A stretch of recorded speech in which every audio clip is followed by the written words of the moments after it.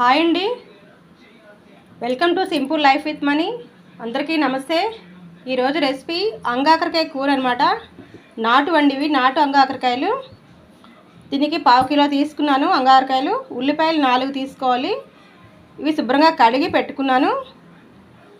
ఇవి తరుక్కోవాలి. ముందుగా ఇలా తరుక్కోవాలి పొడుగ్గాన. ఒక అంగాకరకాయ 4 ముక్కల్లా కోసుకోవాలన్నమాట. ఇలాగ పొడుగు ముక్కలు తరుక్కోవాలి.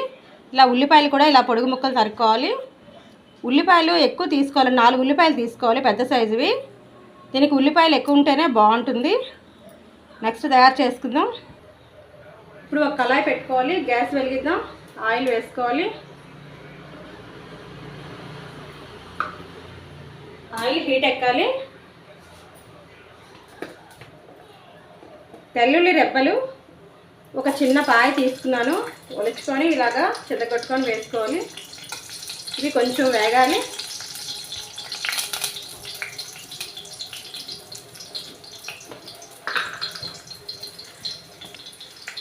ఇప్పుడు మినపప్పు 1 స్పూన్, ఆవాలు 1 స్పూన్, మిరపకాయ ముక్కలు, ఎండుమిర్చి ఒక 4-5 మిరపకాయలు వేస్తున్నాను. ఇవి కొంచెం వేయించుకోవాలి. నెక్స్ట్ ఏమో మనం తరిగి పెట్టి ఉంచుకున్న ఉల్లిపాయ ముక్కలు ఉన్నాయి కదా, ఈ ఉల్లిపాయ ముక్కలు వేసేసుకోవాలి.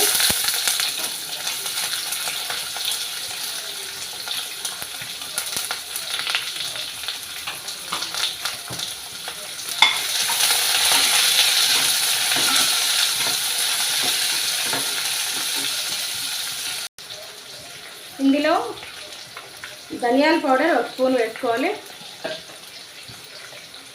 జీలకర్ర పౌడర్ 1 స్పూన్, పసుపు 1/4 స్పూన్ వేసుకున్నాను. కారం 1 స్పూన్. నెక్స్ట్ సాల్ట్ 1 స్పూన్ వేసుకున్నాను. ఇది శుభ్రంగా కలుపుకోవాలి.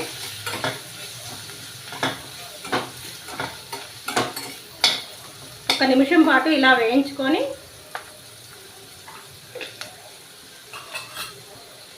ఇప్పుడు మనం అంగాకరకాయ తరిగి పెట్టి ఉంచుకున్నాం కదా, ఇందులో వేసేసుకోవాలి. ఇలాగా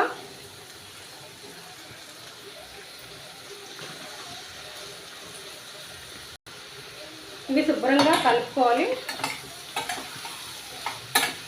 కలుపుకొని మూత పెట్టి సిమ్లో పెట్టి అలా వేయించుకోవాలి. దగ్గరగా అంగాకరకాయ బాగా వేగినంత వరకు బాగా వేయించుకోవాలి. దీనికి కొంచెం ఆయిల్ వేసుకుంటేనే బాగుంటుందండి. ఆయిల్, ఉల్లిపాయలు దీనికి తగ్గ ఆయిల్ వేసుకుంటే బాగుంటుంది. అలానే మరీ ఎక్కువ కాదు.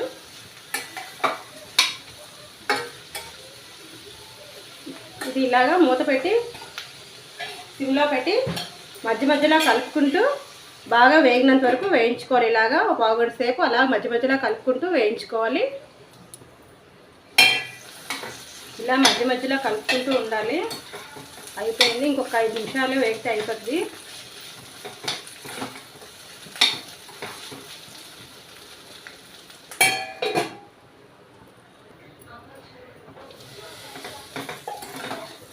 కూర వేగిపోయిందండి.